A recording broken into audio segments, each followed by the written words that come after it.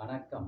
கலியுக சகுனி நேயர்களே, நாம் இன்னைக்கு என்ன பேச போறோம்னா, அழகென்ற சொல்லுக்கு முருகா, உந்தன் அழகின்றி உலகிலே பொருளேது முருகா. இன்று தமிழகம் முழுவதும் பேசப்படக்கூடிய ஒரு விஷயம்.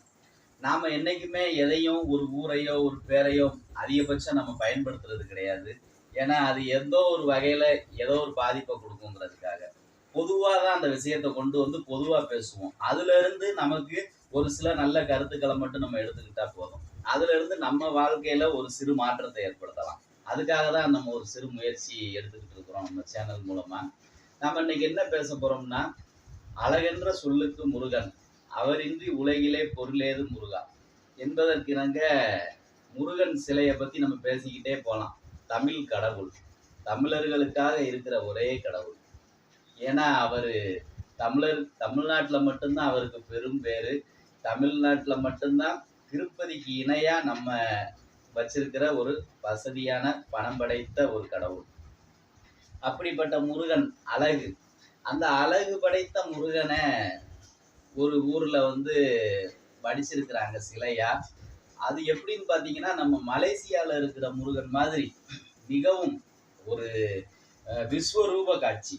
அந்த விஸ்வரூப காட்சியில அந்த முருகன் அழகு மட்டும் இல்லை அப்படின்னு சொல்ல முடியாது. பார்த்தாலே ஒரு பயமும் ஏற்படுத்துற வகையில அந்த சிலை வடிவமைக்கப்பட்டிருக்கு. அந்த சிலை அப்படி வடிவமைக்கப்பட்டதற்கு என்ன காரணம் அப்படிங்கிறதையும் நம்ம பார்க்கணும். அதே நேரத்துல ஒரு முறையான ஒரு சரியான ஒரு பயிற்சி இல்லாம நம்ம செய்யறதால ஏற்படுறதோட விளைவு ஒரு காரணம்னு சொல்லலாம். இப்ப இந்த சிலையை வடிச்ச சிற்பி பாத்தீங்கன்னா, அவர் மிக அழகா வடிப்பாராம் முனீஸ்வரர் சிலைய.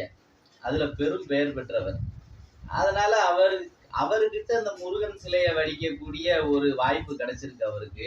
ஆனா அது அவரு மனசுல எப்படி, அவர் மனசுல அந்த முனீஸ்வரர் தான் குடியிருக்கிறாரு போல. அதனால அவர் அதே மாதிரி வடிவமைச்சிருக்காரு.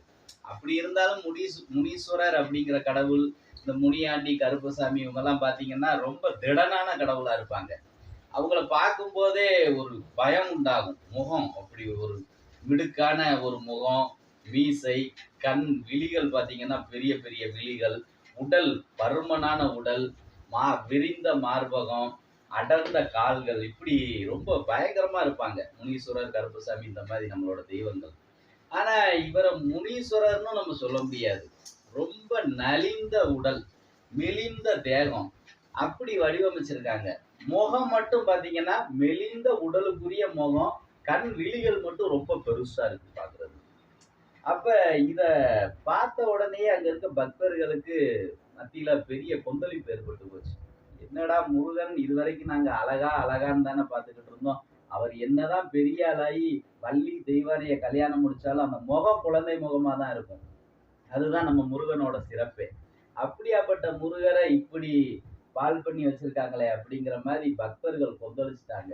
அப்படி கொந்தளிச்ச உடனே அந்த கோயில் நிர்வாகம் உடனே அந்த சிலைய பார்வைக்கு இல்லாம மூடி வச்சு அதை மீண்டும் மறுசீரமைப்பு பண்ணணும் அப்படிங்கிற மாதிரி ஒரு முடிவு எடுத்திருக்கிறாங்க. இது பாத்தீங்கன்னா, இந்த சிலைய திறந்து வச்சு மக்கள் எல்லாம் பார்த்த விட்டுதான் இது தோணணுங்கிறது கிடையாது. இதுக்காக எவ்வளவோ பொருட்செலவு பண்ண அந்த நிர்வாகத்துக்கு இதை பார்த்து பார்த்து அவங்க பார்க்கும் போதே ஒரு முடிவுக்கு வந்திருக்கலாம்.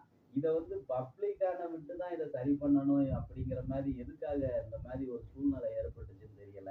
தமிழகத்துல முருகனுக்கு இப்படி ஒரு நிலையா என்ற ஒரு மனசுதான், ஒரு சூழ்நிலையை தான் நம்ம இதுல இருந்து யோசிக்க முடியுது. மனிதனா இருந்தாலும் அவருக்கும் நேரம், நல்ல நேரம் கெட்ட நேரம் சொல்ற மாதிரி தன்னோட கெட்ட நேரம்னா அவங்களோட உருவமே மாறிடும் மனிதனுக்கு. அதே மாதிரி முருகனுக்கும் அப்படி ஒரு சூழ்நிலையாங்கிற மாதிரி தான் நமக்கு நினைக்க தோணுது.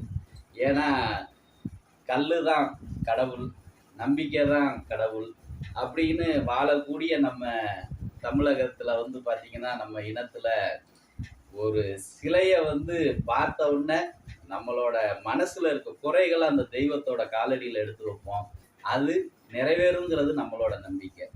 அப்படியாப்பட்ட அந்த கடவுள் சிலைகள் பார்ப்பதற்கு மிகவும் அழகாக இருக்க வேண்டும். இதுவரை காலம் தொட்டு 5000 ஆண்டுகளா முந்திய பழமையான கோயில்ல கூட போய் பார்த்தீங்கன்னா சிலைகள் அவ்வளவு அழகா இருக்கும்.